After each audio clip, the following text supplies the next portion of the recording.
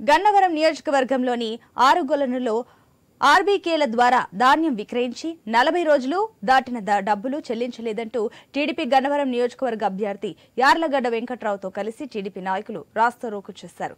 రైతులకు ధాన్యం సొమ్ము చెల్లించే వరకు పోరాటం ఆపేది లేదని వారు పేర్కొన్నారు.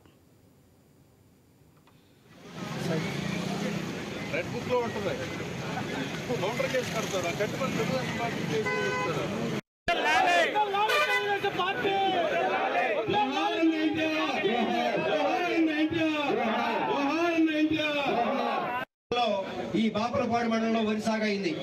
దానికి గాను ఈ ప్రభుత్వం, ఈ రాష్ట్రం, ఈ జిల్లాలో 10 లక్షల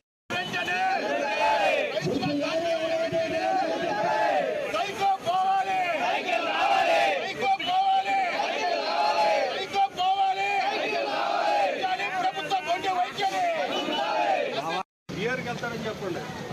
ఇద్దరు తెలుగుదేశం వాళ్ళైతే మేము ఆడుకుంటాం. రెడ్ బుక్ లో ఉంటుంది. కౌంటర్ కేసు కడతారు. కట్టుబడి తెలుగుదేశం పార్టీ కేసు చెప్తారు.